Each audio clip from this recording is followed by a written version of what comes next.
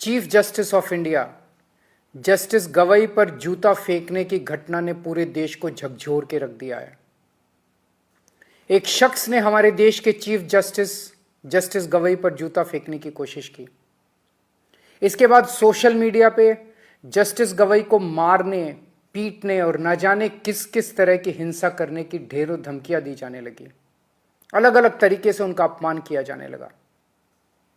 इन लोगों ने ना ही जूता फेंकने वाले के खिलाफ कोई कार्रवाई की और ना ही धमकियां देने और अपमान करने वालों के खिलाफ इन लोगों ने कोई कार्रवाई की। ऐसा लगा जैसे ये सब एक सुनियोजित, सिस्टमैटिक तरीके से किया गया एक षड्यंत्र है। इस घटनाक्रम के जरिए इन लोगों ने समाज के दो तबकों को बहुत कड़ा संदेश देने की कोशिश की है, एक दलित समाज और दूसरी न्यायपालिका। जस्टिस गवई दलित समाज से आते हैं। इन लोगों को यह बिल्कुल बर्दाश्त नहीं हो रहा कि दलित समाज से कोई व्यक्ति अपनी मेहनत और लगन से न्यायपालिका की टॉप पोस्ट तक कैसे पहुंच गया। क्या ये इनकी हरकतें दलित समाज को डराने और अपमानित करने की कोशिशें नहीं है? इसके बाद एक आम दलित किससे न्याय की उम्मीद करेगा?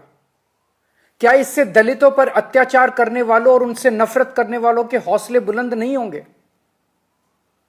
इस पूरे घटनाक्रम से देश की न्यायपालिका को क्या संदेश गया है कि अगर देश के मुख्य न्यायाधीश पे हमला करने वालों पर कोई एक्शन नहीं हुआ तो दूसरे जजों को कौन बचाएगा? फिर इस घटना के बाद कोई भी जज न्याय के हक में और इन लोगों के खिलाफ ऑर्डर करने से घबराएगा। उसे लगेगा इसी तरह उस पर भी हमला हो सकता है और हमलावर का कुछ नहीं होगा। उसे लगेगा उसके और उसके परिवार को सोशल मीडिया पे धमकियों और अपमान का सामना करना पड़ सकता है और जज को बचाने वाला कोई नहीं होगा। क्या यह पूरे देश की न्यायपालिका को डराने और उनको काबू करने का एक षड्यंत्र तो नहीं है? जूता फेंकने वालों को और चीफ जस्टिस को धमकियां देने और उनका अपमान करने वालों को ऐसी सख्त सजा दी जाए कि भविष्य में कोई न्यायपालिका के खिलाफ खिलवाड़ करने की हिम्मत ना कर सके।